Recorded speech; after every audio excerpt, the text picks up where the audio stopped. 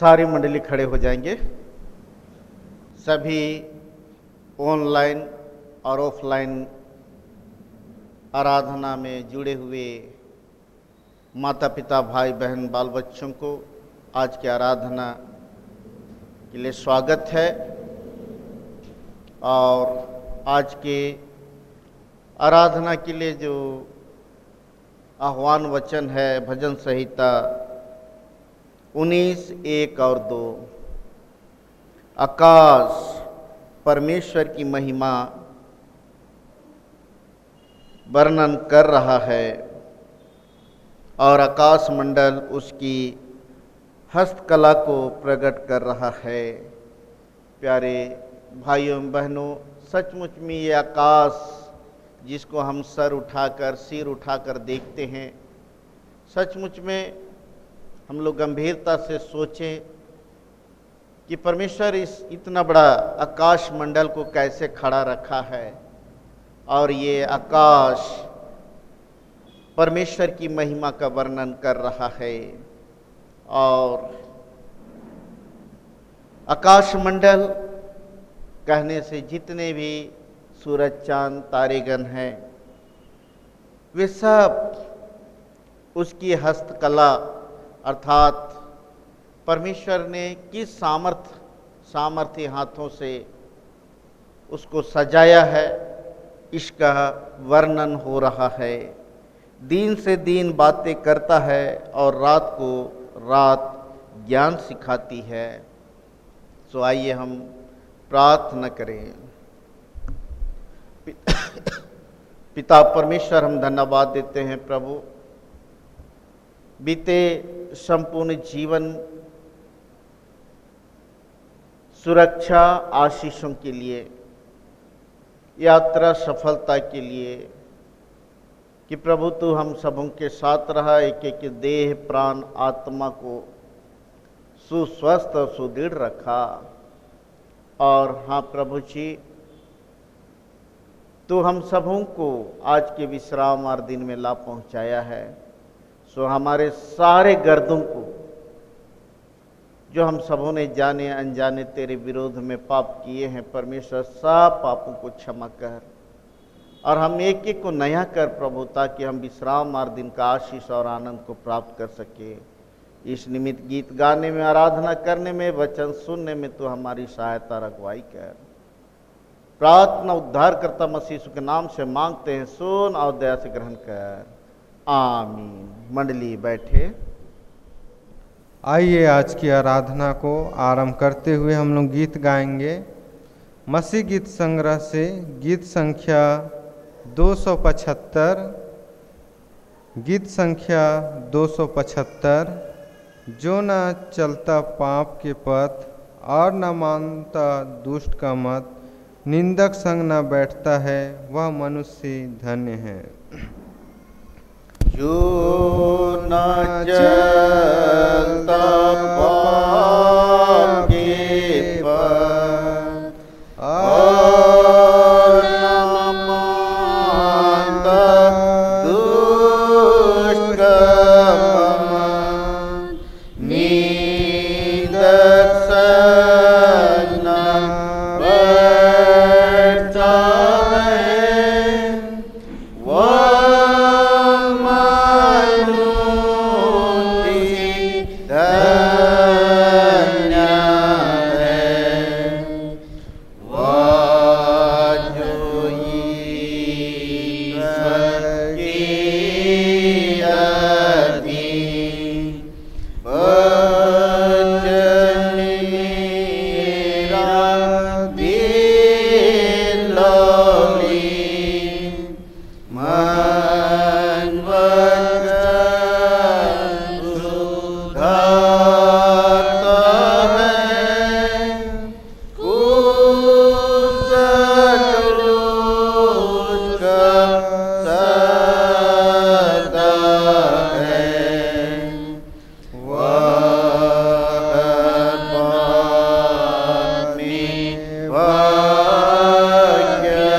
भाग्यवान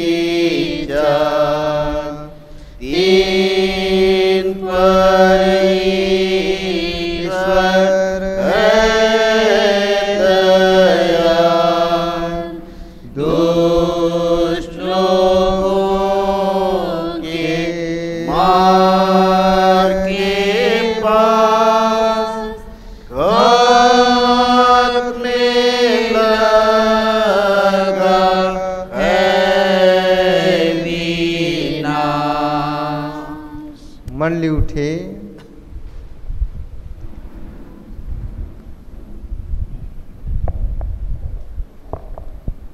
हमारा आरंभ त्रिएक परमेश्वर पिता और पुत्र और पवित्र आत्मा के नाम से, आमीन। हमारी सहायता ईश्वर के नाम से है, जिसने स्वर्ग और पृथ्वी को सृजा। स्तुति होवे पिता को और पुत्र को और पवित्र आत्मा को, जैसा हुआ आरंभ में, जैसा है और जैसा रहेगा, सनातन से सनातन लोग। आमीन। हम ईश्वर के सामने अपने पापों को दीनताई से मान लें। हे सर्वशक्तिमान ईश्वर पिता, हम दीनताई से अपने सब पाप और अपराधों को तेरे सम्मुख मान लेते हैं। तू अपने प्रिय पुत्र हमारे प्रभु यीशु ख्रिस्त के कारण हम पर दया दृष्टि कर और हमारे सब पापों को क्षमा कर। आमीन। प्रभु हम पर दया कर। ख्रिस्त हम पर दया कर। प्रभु हम पर दया कर।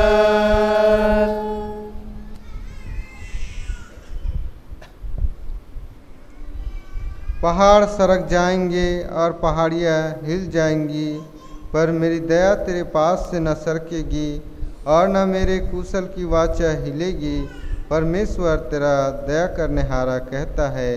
यशायाह 54:10। आमीन। आमीन।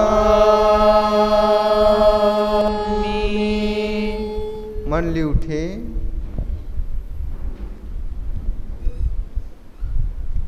सबसे ऊंचे स्थान में ईश्वर का गुणानुवाद हो। और पृथ्वी पर कुशल और मनुष्यों में प्रसन्नता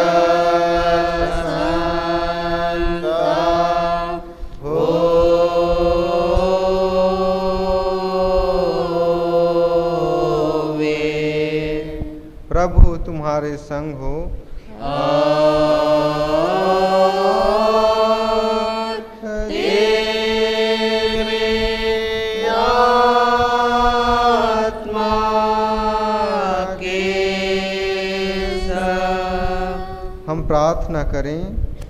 हे प्रिय प्रभु स्वर्गवासी पिता, हम तेरा धन्यवाद करते हैं कि तू अपनी कृपा से हमारा विनाश नहीं चाहता है, परंतु कि हम अपना मन तेरी ओर फिराएं और बच जाएं। हम तेरी विनती करते हैं, अपना पवित्र आत्मा हमको दे कि वह प्रतिदिन हमारे मनों में सच्चा पश्चाताप उत्पन्न करे, हमारे हृदय में पाप क्षमा और अनंत जीवन की लालसा जन्मे, और तेरी अपार कृपा को विश्वास में ग्रहण करने और उसमें स्थिर रहने के लिए हमको सामर्थ्य दे। हर प्रकार की परीक्षा में हमको संभाल, कि जिससे अनुग्रह के द्वारा अंत में परम सुखी हो जाएं, हमारे प्रभु यीशु ख्रिस्त के कारण। आमीन।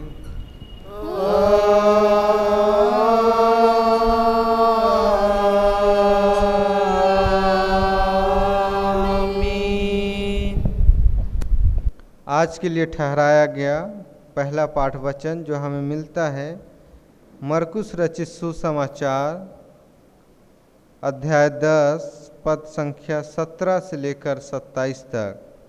मरकुस रचित सुसमाचार 10 अध्याय उसका 17 से लेकर 27 पद तक हम लोग प्रतिवाद करते हुए पढ़ेंगे। जब वह वहाँ से निकलकर मार्ग में जा रहा था तो एक मनुष्य उसके पास दौड़ता हुआ आया और उसके आगे घुटने टेककर उससे पूछा, हे उत्तम गुरु, अनंत जीवन का अधिकारी होने के लिए मैं क्या करूं? यीशु ने उससे कहा, तू मुझे उत्तम क्यों कहता है? कोई उत्तम नहीं, केवल एक, अर्थात परमेश्वर। तू आज्ञाओं को तो जानता है, हत्या न करना, व्यभिचार न करना, चोरी न करना, झूठी गवाही न देना, छल न करना, अपने पिता और अपनी माता का आदर करना। उसने उससे कहा, हे गुरु, इन सब को मैं लड़कपन से मानता आया हूँ। यीशु ने उस पर दृष्टि करके उससे प्रेम किया और उससे कहा, तुम में एक बात की घटी है, जा जो कुछ तेरा है उसे बेचकर कंगालों को दे और तुझे स्वर्ग में धन मिलेगा, और आकर मेरे पीछे हो ले। इस बात से उसके चेहरे पर उदासी छा गई और वह शोक करता हुआ चला गया, क्योंकि वह बहुत धनी था। यीशु ने चारों ओर देखकर अपने चेलों से कहा, धनवानों का परमेश्वर के राज में प्रवेश करना कैसा कठिन है।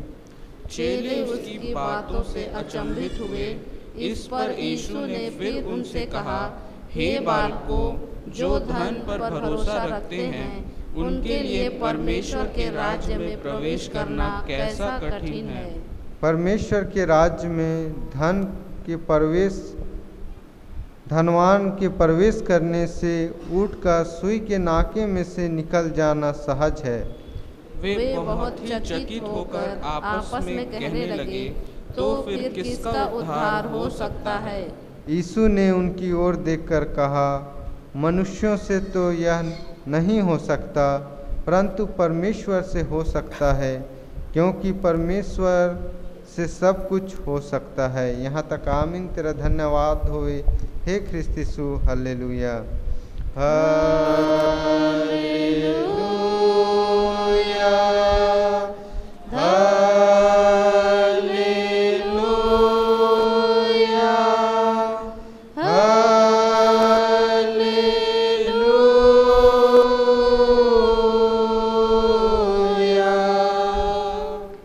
अब हम समस्त ख्रिस्तानी कलीसिया के संग अपना महापवित्र विश्वास मान लेके यूँ कहें, मैं विश्वास करता हूँ परमेश्वर पिता पर, जो स्वर्ग और पृथ्वी का सर्वशक्तिमान सृजनहार है, और उसके इकलौते पुत्र अपने प्रभु यीशु ख्रिस्ट पर, जो पवित्र आत्मा से गर्भ में आया, कुंवारी मरियम से उत्पन्न हुआ, पंतुस पिलातुस की आज्ञा से दुख उठाया, क्रूस पर चढ़ाया गया, मर गया और गाड़ा गया, पाताल में उतरा, तीसरे दिन मृतकों में से जी उठा, स्वर्ग पर चढ़ गया, और परमेश्वर सर्वशक्तिमान पिता के दाहिने हाथ बैठा है, जहाँ से वह जीवितों और मृतकों का विचार करने को फिर आएगा।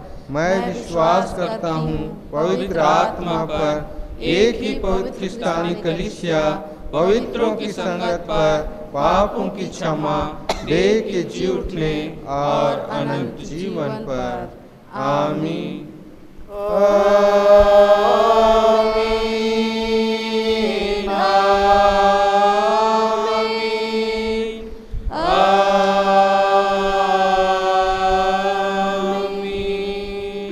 मंडली बैठे। आराधना के लगातार में हम लोग दूसरा गीत गाएंगे, मसीह गीत संग्रह से गीत संख्या 313। गीत संख्या 313।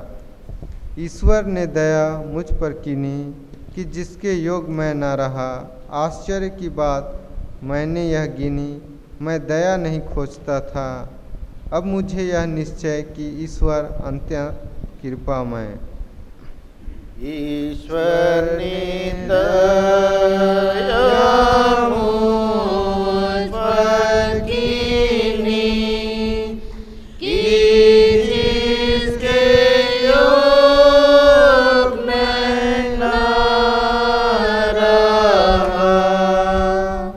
आश्चर्य की बात मैंने यह कीनी, मैं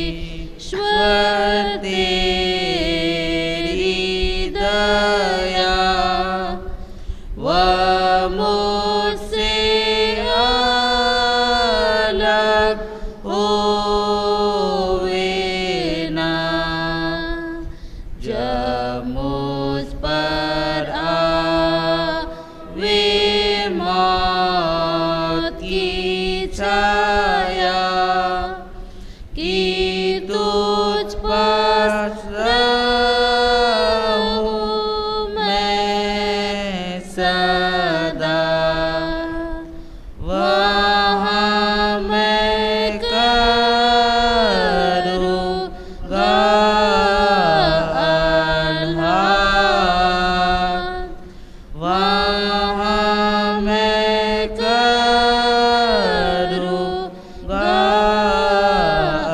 आह्लाद, और नित्य दया का गुणगान, और नित्य दया का गुणगान। मंडली उठिए। तुम्हें हमारे पिता परमेश्वर और मुक्तिदाता यीशु मसीह की ओर से अनुग्रह और शांति मिले, आमीन। आइए हम प्रार्थना करें। पिता परमेश्वर, हम धन्यवाद देते हैं प्रभु बीते समयों के लिए कि हम सबों के साथ रहा और कई प्रकार के वरदान और आशीषों से तू आशीषित किया है। और हे प्रभु, तू चाहता है कि उस वरदान और आशीष का इस्तेमाल तेरी महिमा के लिए प्रकट हो। इसलिए पिता परमेश्वर, जो वचन आज तू देना चाहता है प्रभु, होने दे कि इस वचन के द्वारा हम सब तेरे आशीष और वरदानों को पहचानते हुए प्रभु हम अपने बुलाए जाने में स्थिर रहें और अनंत जीवन के मार्ग में आगे बढ़ते रहें। सो वचन सुनने में तू हमारी सहायता रखवाई कर। प्रार्थना मसीह यीशु के नाम से मांगते हैं, सुन और दया से ग्रहण कर, आमीन। आज के लिए ठहराया हुआ उपदेश वचन जो हमें मिलता है पहला कुरिन्थियों उसका पहला अध्याय 4 से 9 तक, जो समस्त गोश नरकलिसिया का उपदेश वचन है। उसमें ऐसा लिखा है, मैं तुम्हारे विषय में अपने परमेश्वर का धन्यवाद सदा करता हूँ, क्योंकि परमेश्वर का यह अनुग्रह तुम पर मसीह यीशु में हुआ है। उसमें होकर तुम हर बात में अर्थात सारे वचन और सारे ज्ञान में धनी किए गए। मसीह की गवाही तुम में पक्की निकली, यहाँ तक कि किसी वरदान में तुम्हें कमी नहीं हुई। तुम हमारे प्रभु यीशु मसीह के प्रकट होने की प्रतीक्षा करते रहते हो। वह तुम्हें अंत तक दृढ़ भी करेगा, ताकि तुम हमारे प्रभु यीशु मसीह के दिन में निर्दोष ठहरो। परमेश्वर जिसने तुमको अपने पुत्र हमारे प्रभु मसीह की संगति में बुलाया, विश्वास योग्य है। यहाँ तक मंडली बैठे।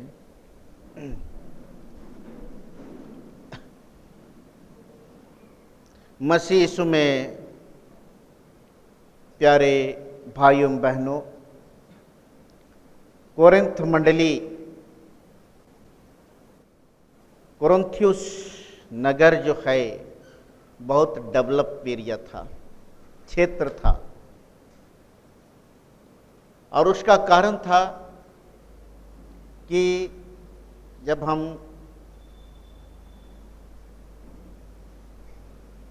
मानचित्र को देखते हैं, नए नियम के मानचित्र को हम जब देखते हैं, तो यूनान के दक्षिण में अखाया रोमी राज्य का एक प्रांत था, और इस प्रांत में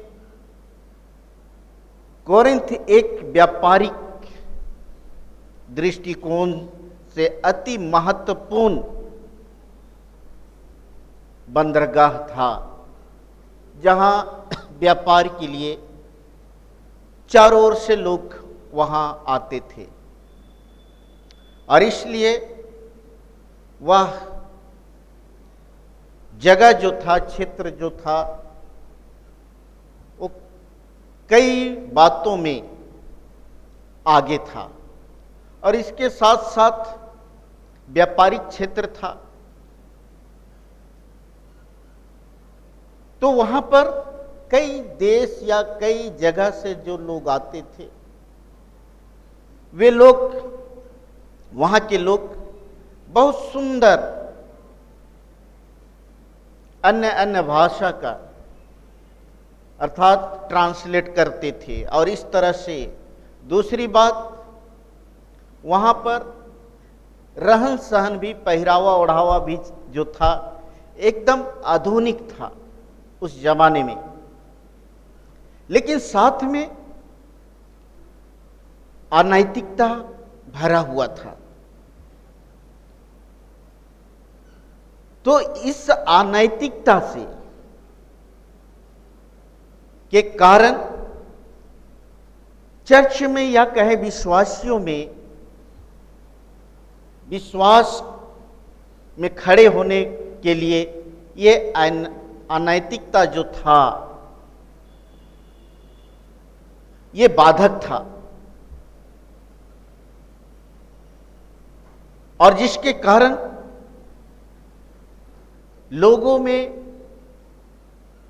लोगों के विश्वास में मतभेद पैदा होने लगा।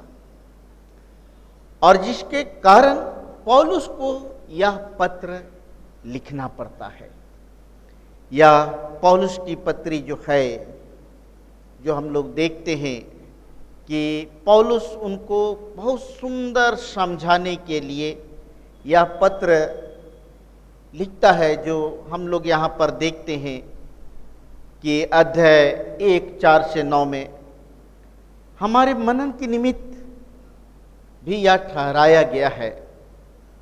जब हम इस वचन को पढ़ते हैं तो पाते हैं कि पौलुस परमेश्वर पिता को धन्यवाद देता है, और परमेश्वर पिता को धन्यवाद देते हुए कलीसिया का भी प्रशंसा करता है। दोष लगाता नहीं है, लेकिन प्रशंसा करता है। और वह बतलाता है, क्या बतलाता है? कि परमेश्वर का अनुग्रह मसीह यीशु के द्वारा तुम पर हुआ है, और इसलिए वचन और ज्ञान में धनी हो, और उस वचन और ज्ञान के माध्यम से तुम उस जीवते परमेश्वर की गवाही देते हो। उस वरदानों के द्वारा तुम गवाही देते हो, और परमेश्वर ने तुम लोगों को किसी प्रकार की वरदान से वंचित नहीं किया है, किसी प्रकार का वरदान की घटी नहीं किया है। और धीरज के साथ प्रभु के प्रकट होने की बाट भी जो रहे हो, बाट भी जो रहे हो, और वही अंत तक तुम्हें निर्दोष बने रहने में सहायता करेगा। और इस तरह से हम देखते हैं कि पौलुस बहुत चतुराई से टूटे हुए मंडली को, लोगों को जोड़ने के लिए बहुत चतुराई से यह शब्द का उपयोग करता है। और ये पत्र हम लोगों को भी प्रेरित करता है कि ऐसे समस्या और ऐसे घड़ी में हम प्रार्थना के द्वारा परमेश्वर के वरदानों को स्मरण करते हुए हम सुलझाएं। और निश्चय प्रभु का आशीर्वाद होगा और प्रभु परमेश्वर हमारे बीच की तमाम मतभेदों और समस्याओं को दूर करेगा। और इसलिए प्यारो कि परमेश्वर जो है सच्चा है, परमेश्वर सच्चा है और उसका वचन अटल है। वह उनको जो उसके पास विश्वास के साथ आते हैं निराश नहीं करेगा। यिर्मयाह 7 उसका 23 में हम पाते हैं। और इसलिए प्यारो पहली बातों में हम देखते हैं कि परमेश्वर सच्चा है। उसने हमें प्रभु यीशु मसीह की संगति में बुलाया है। उसने हमें प्रभु यीशु मसीह की संगति में बुलाया है। और हां प्यारो, इसीलिए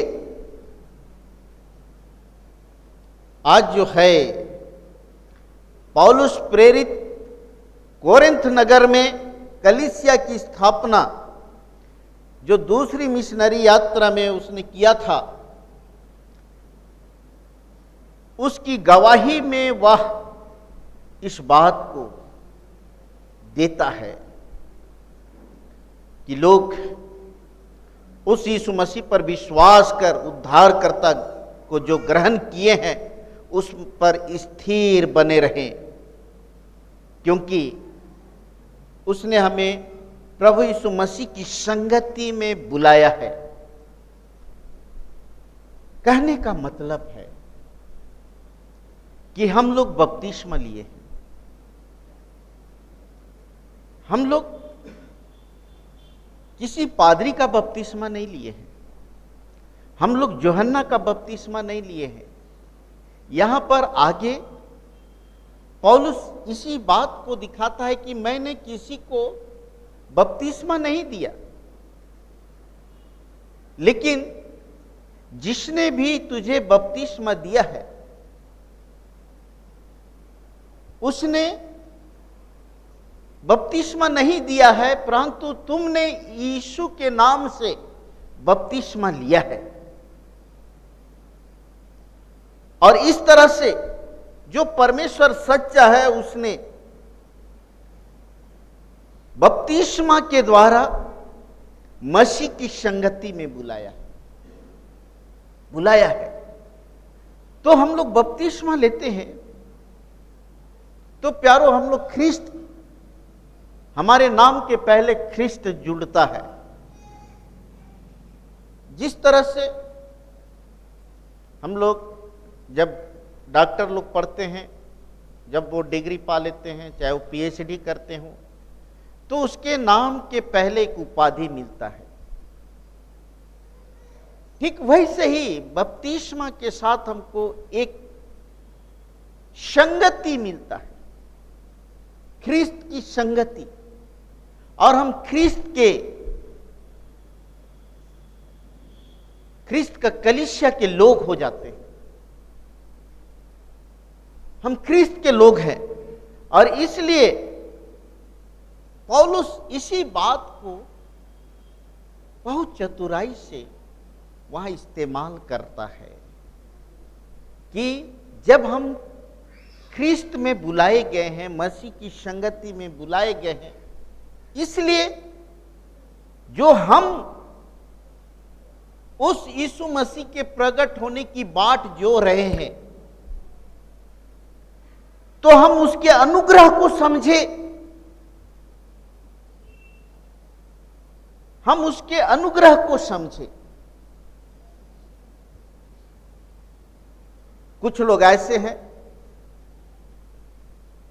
कि चाहे पद के कारण या बुद्धि के कारण,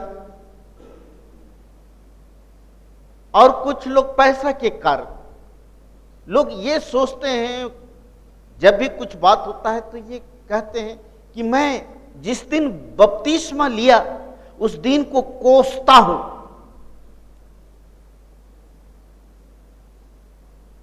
ऐसे भी कोरिन्थ मंडली में लोग थे, वैसे लोगों को पौलुस सचेत करता है कि तुम जो परमेश्वर के अनुग्रह से मसीह की संगति में बुलाए गए हो, इस बात की गंभीरता को समझो कि तुम उस परमेश्वर के प्रकट होने की बाट जो रहे हो। हम लोग गिरजा क्यों आते हैं, चर्च क्यों आते हैं? प्यारो,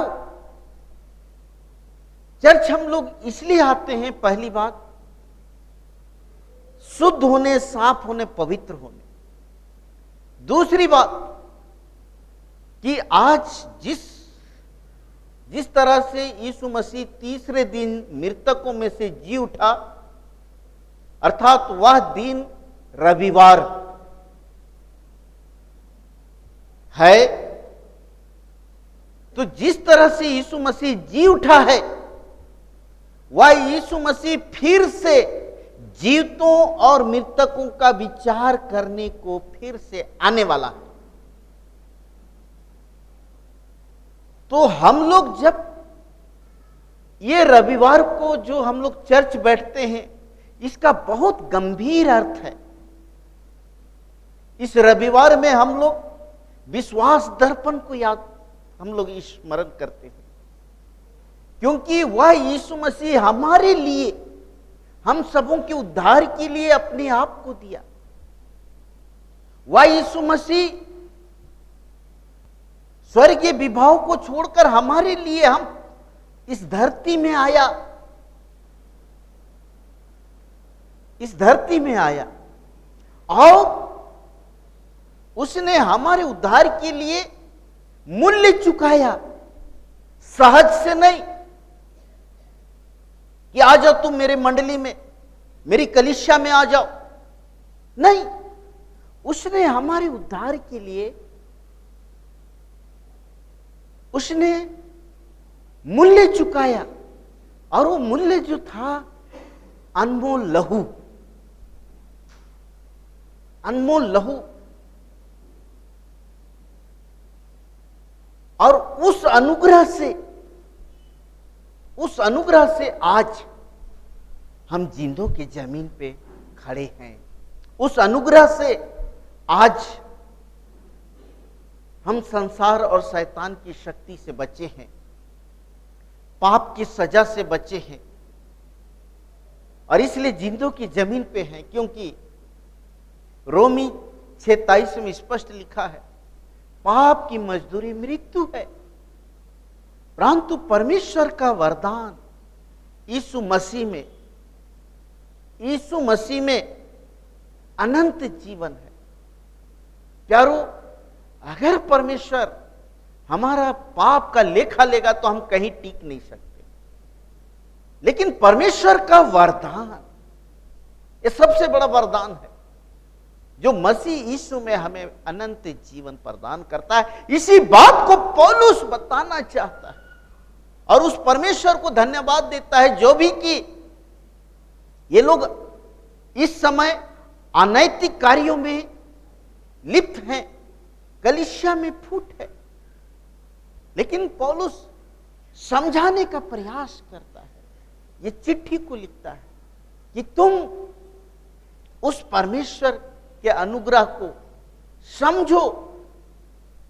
और हम उस परमेश्वर को धन्यवाद देते हैं जिसने तुम लोगों पर अनुग्रह किया। दूसरा, कई वरदानों से सुसर्जित किया, और वह बुलाने वाला जिसने तुझे मसीह यीशु में,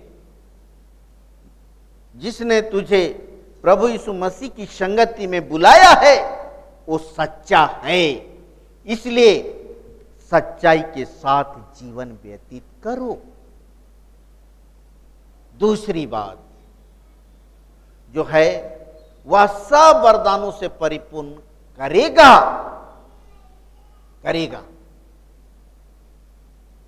ये पौलुस पूरे विश्वास से कहता है, करेगा जो भी कि ये लोग पाप में हैं, कलीसिया में फूट है, लेकिन भी पौलुस यही उसका विश्वास है कि वह सब वरदानों से परिपूर्ण करेगा। प्यारो, पहला कोरिन्थ उसका 14 उसका 12 में हम पाते हैं कि पौलुस कहता है आत्मिक वरदान तुम्हें बहुत आयत से मिला है, इसमें किसी तरह की कमी नहीं है। जब सब प्रकार के आत्मिक वरदानों में धनी किए गए हो, तो क्यों ईश्वर रहित, अनुग्रह रहित और वरदान रहित लोगों की तरह जीवन व्यतीत करते हो, व्यवहार करते हो। हां प्यारो, ईश्वर उस कोरिन्थ मंडली के लोगों को कई प्रकार के वरदान हो, चाहे वो आत्मिक हो चाहे वो भौतिक हो,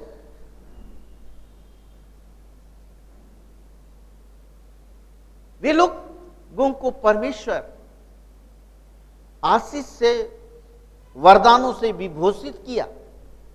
लेकिन कितने लोग थे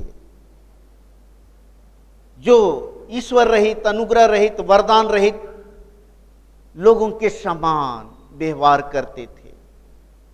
पौलुस उन्हें भी समझाना चाहता है कि तुम जो प्रकट होने वाले यीशु मसीह का बाट जो रहे हो, जो परमेश्वर सच्चा है, जिसने सब कुछ दिया है, वो आगे भी तुम्हें देगा, कभी निराश नहीं करेगा, और वह जीवन भर तेरे साथ रहेगा। क्योंकि उसी परमेश्वर के पुत्र यीशु मसीह ने कहा, जो उस पर विश्वास करते हैं और वचन के अनुसार चलते हैं, उसके लिए यीशु मसीह कहा है, जगत के अंत लो सदैव मैं तुम्हारे संग हूं। और इसलिए पौलुस बड़े विश्वास के साथ कहता है प्यारो, कि मैं जीवित हूं तो प्रभु के लिए, यदि मैं मरता हूं तो प्रभु के लिए, चाहे मैं जीऊं चाहे मैं मरूं, मैं प्रभु का ही हूं। उसी अर्थ में पौलुस कोरिन्थ मंडली के विश्वासियों के विश्वास को जीवन की उम्मीद करता है, व्यवहार की उम्मीद करता है कि ऐसा मसीही जीवन होना चाहिए कि 24 घंटा हम उस अनुग्रह को स्मरण करें, वरदानों को स्मरण करें और जीवन व्यतीत करें, ताकि जब प्रभु आए तो हम वहां पर निर्दोष साबित हो सके। हम लोग पहला पाठ वचन में मरकुश में देखे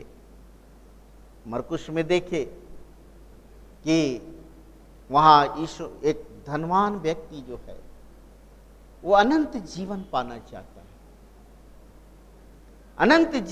चाहता है। यीशु मसीह कहा कि जो जो आज्ञा है उसको तुम मानो। तो वह धनवान व्यक्ति जो है, वह अपना बुद्धि, अपना धन, जो भी उसके पास, अंदर से जब आदमी के पास धन बुद्धि रहता है तो थोड़ा अधिक ही सामर्थ, ताकत मिलता है। बोला मैं तो सब चीज मानता हूं। अच्छे, तब यीशु मसीह बड़े प्यार से बोलता है, तुम्हें एक बात की कमी है। वो क्या है? ऐसा कर कि जो कुछ तुम्हारे पास है वो सब तुम ले जाकर कंगालों को बांट दो।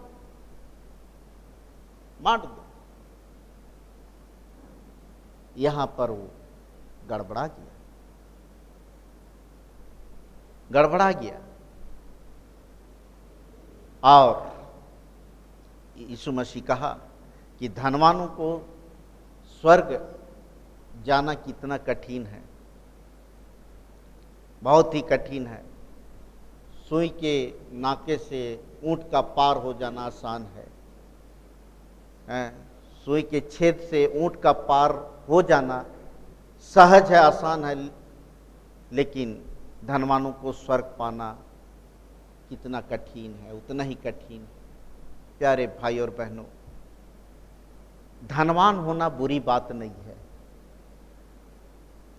धनवान होना बुरी बात नहीं है, लेकिन धनवान होकर परमेश्वर के अनुग्रह को भूल जाना यह बुरी बात है। अनुग्रह को भूल जाना यह बुरी बात है। जैसे गांव में एक बहुत अच्छा कहावत है, कहते हैं, कहानी है कि जब ठंड लगता है तो सियार जो है रात में हुए हुए करता है और अपने कुटुंबियों से बोलता है, अपने मन से कहता है, ठीक है आज ठंड लग रहा है, कल सुबह आएगा तो मैं अपने लिए बढ़िया खो बनाऊंगा, घर बनाऊंगा। फिर सुबह होता है, क्या करता है वो, बढ़िया जहां, जिसको गांव की भाषा में कहेंगे, जहां बढ़िया धूप पड़ता है, ढेकारी बोलते हैं गांव की भाषा में, जहां बढ़िया आड़ में जहां धूप बढ़िया पड़ता है वहां जाके मस्त सोता है। ये मनुष्य के जीवन को भी दिखाता है। जब हम दुख में, तकलीफ में रहते हैं, जब हम बेरोजगारी में रहते हैं, उस परमेश्वर के वरदानों को पाने के लिए हम कितना क्या क्या नहीं करते हैं। सब कुछ मिला, वरदान मिला, सब कुछ मिला, कहां से कहां परमेश्वर पहुंचा दिया। लेकिन जब हमको सब कुछ मिल जाता है, हम उसके अनुग्रह को भूल जाते हैं, भूल जाते हैं। और इतना ही नहीं, कभी कभी हमारा मन मस्तिष्क भी बिगड़ जाता है और हम लोग कहने लगते हैं कि जिस दिन मैं बपतिस्मा लिया उस दिन को कोसता हूं।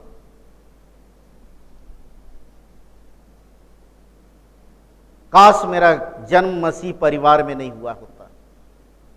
यारो, हम धनी की होने के लिए बुलाए गए हैं और धनी किए गए हैं।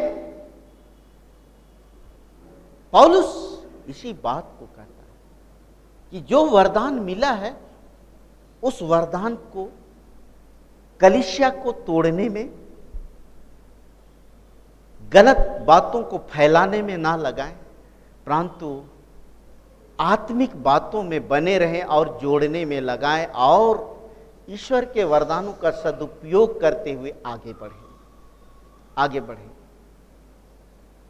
क्योंकि जो कोरिन्थ मंडली में था, कोरिन्थ मंडली में जब वहां अनैतिकता भर गया था, प्यारो, कोई मंडली सजा लायक आदमी है उसको भी लेके लोग पंच बना दिए, किसी को आगे खड़ा कर दिए। पौलुस इसी बात को कहता है कि हम उस परमेश्वर की बाट जो रहे हैं, उसके प्रकट होने की बाट जो रहे हैं, उस दिन तो न्याय का दिन होगा। और जिस अनुग्रह के द्वारा तुम बुलाए गए हो और वरदानों को पाए हो, उसको समझो और वैसे ही जीवन जियो ताकि तुम उसके सामने निर्दोष खड़ा हो सको। इसलिए प्यारे भाई और बहनों, हम बहुत गंभीरता के साथ आत्मिक जीवन जिए ताकि जब जो हमारा परमेश्वर है, सच्चा परमेश्वर है और हर एक बातें पूरी हुई है, हर एक भविष्यवाणी पूरी हुई है, और एक भविष्यवाणी जो है वो बचा हुआ है कि वो फिर से आने वाला है और हम फिर से जाने वाले हैं। इसलिए हम इस संसार में इस वचन के द्वारा जिस तरह से पौलुस धन्यवाद देता है, हम धन्यवाद दें कि हम लोगों को परमेश्वर ने अपने अनुग्रह से आज का दिन दिया है, हम लोगों को ऐसा समय दिया है कि हम कई प्रकार के वरदानों को हम लोग देख पाते हैं और उसका उपयोग कर रहे हैं, और वैसे ही उन वरदानों का समय का उपयोग उस अनंत जीवन को पाने के लिए खर्च हो सके। परमेश्वर इस वचन के द्वारा हर एक की सहायता और अगुवाई करे। आमीन। आइए हम प्रार्थना करें।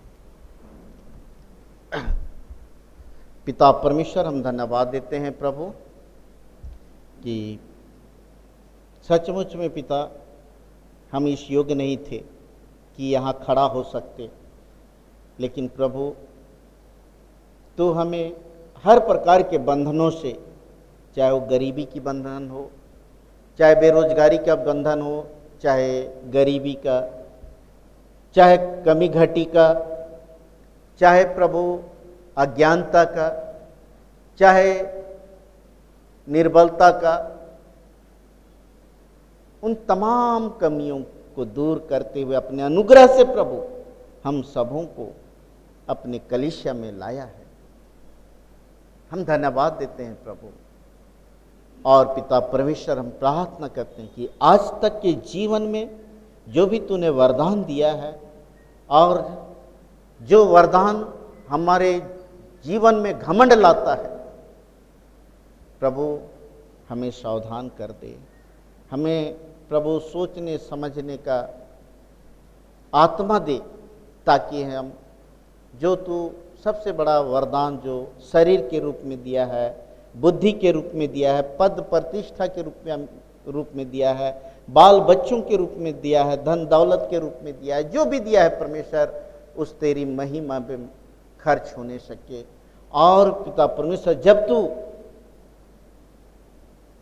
इस पृथ्वी में प्रकट हो, हे प्रभु, हम वहाँ निर्दोष खड़े हो सके। इस निमित्त हम सभी समर्पित होते हैं। हमारे सारे पाप दोष अपराधों को क्षमा कर। प्रार्थना मसीह यीशु के नाम से मांगते हैं, सोना और दया से ग्रहण कर। आमीन।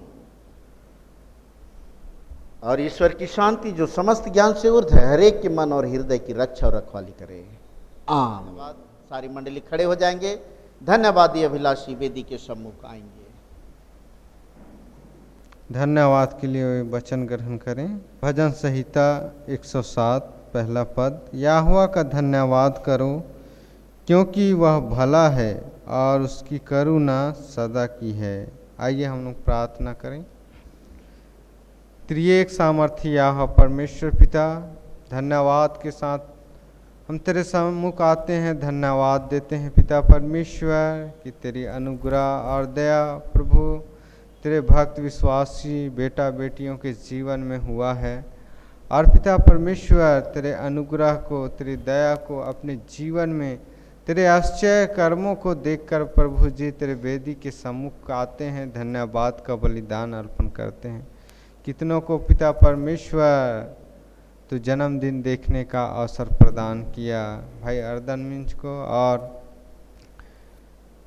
नम्हे आइंद को पिता परमेश्वर तूने जन्मदिन देखने का अवसर दिया। इन भाइयों को पिता परमेश्वर जैसे बीते समय बीते जीवन में संभाले रखा, आने वाले नए वर्ष में नए सत्र में पूरे 365 दिन पिता परमेश्वर संभाले रखना और उत्तम उत्तम आशीषों को देकर जीवन में आगे बढ़ाना। कितनों को पिता परमेश्वर तूने नए नए चीज़ वस्तुओं से सुसज्जित किया है और जीवन में जो आवश्यकता थी उन आवश्यकताओं को प्रदान किया है। हाँ पिता परमेश्वर, कितने को यात्रा के जीवन में तो उनकी अगुवाई और सहायता किया, उनकी यात्रा को सफल किया है।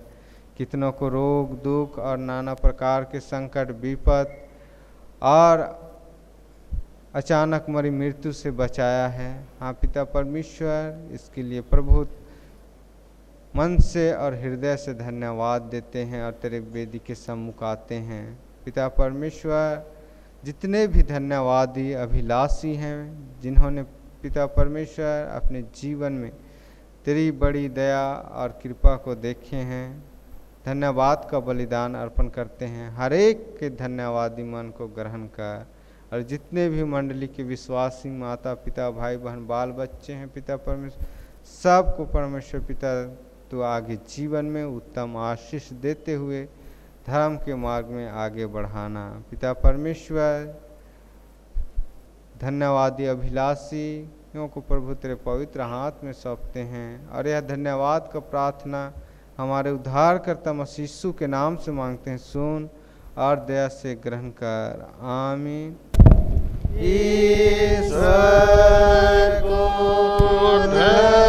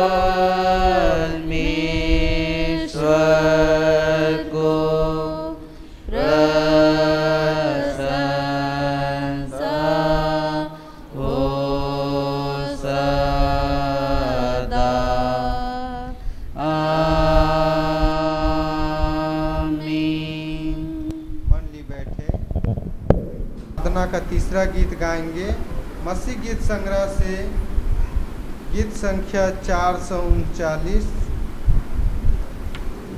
गीत संख्या 439।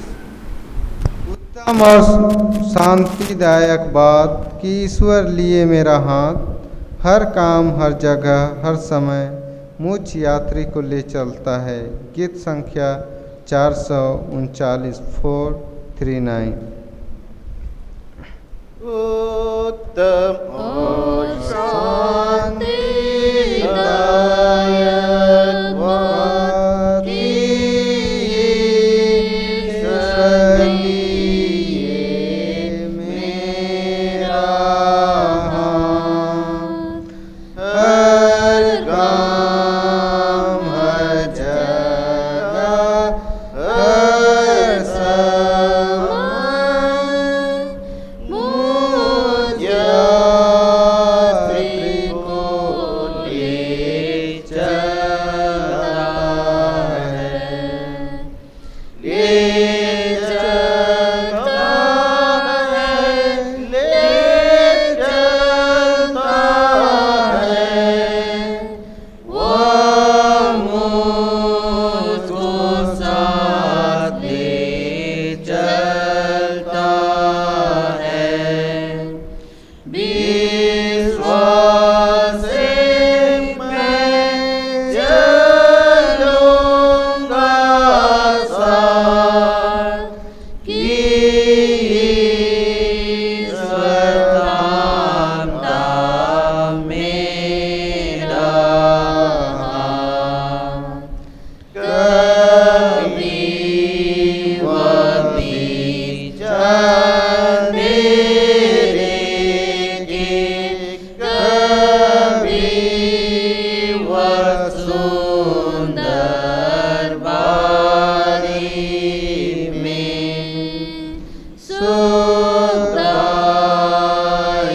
जल पास चांदी में हाथ से ले चलता है मुझे, ले चलता है, ले चलता है।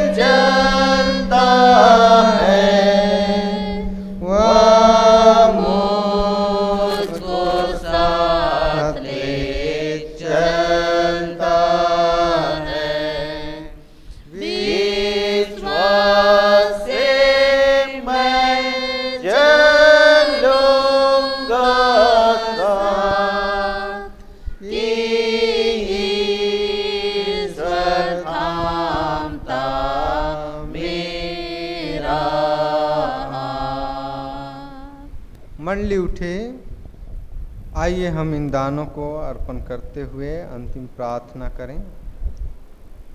पिता परमेश्वर, इन दानों को प्रभु तेरे सम्मुख लाते हैं। घड़ा सिरनी दान, मोहारी दान,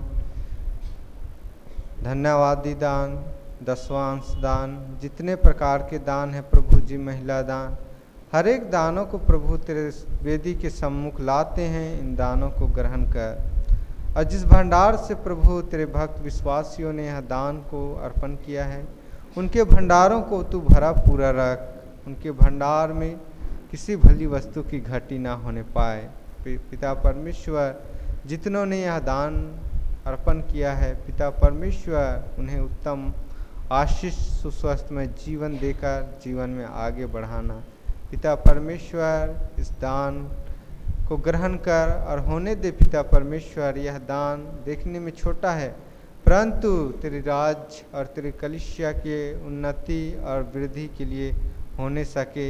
इन दानों के द्वारा बहुत सी आत्माएं जीती जा सके, और पिता परमेश्वर जो अंधकार की छाया में बैठे हैं उन तक सुसमाचार की ज्योति पहुंच सके। और पिता परमेश्वर, इससे पृथ्वी पर तेरा राज जल्द आवे। होने दे परमेश्वर पिता,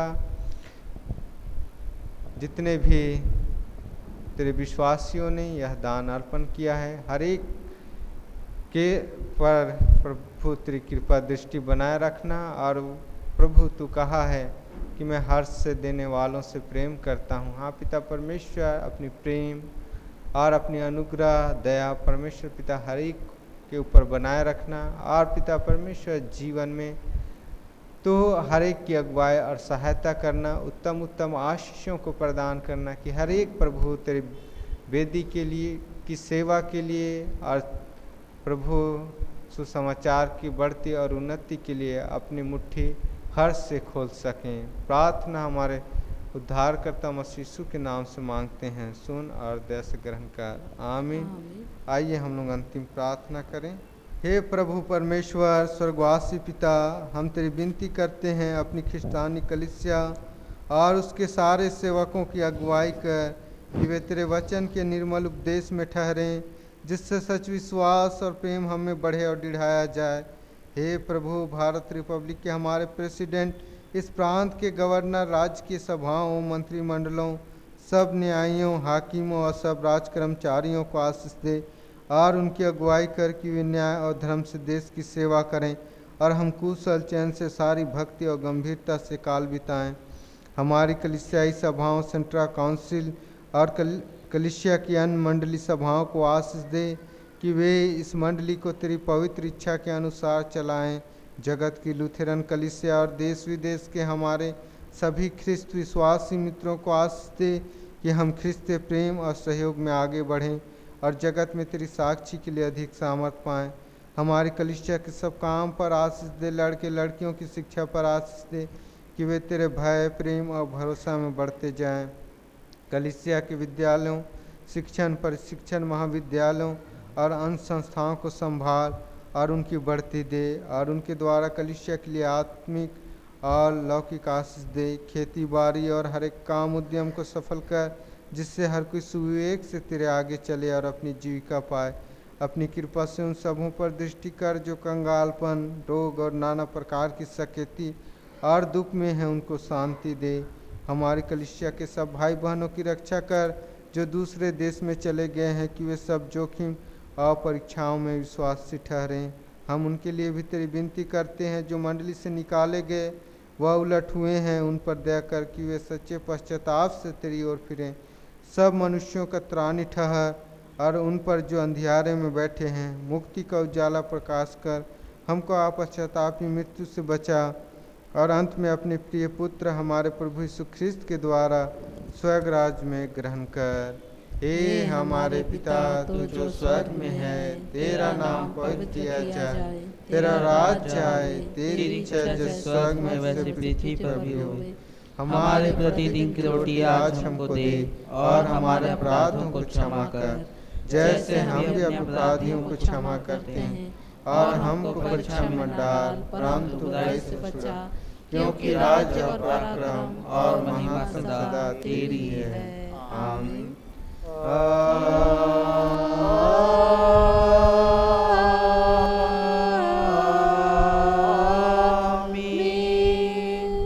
अब ईश्वर का आशीर्वाद विश्वासी और दीन मन से ग्रहण करें। परमेश्वर तुझे आशीष देवे और तेरी रक्षा करे। परमेश्वर अपना मुंह तुझ पर प्रकाश करे, तुझ पर अनुग्रह करे। परमेश्वर अपना मुंह तुझ पर प्रकाश करे और तुझे कुशल देवे। आमीन। आमीन।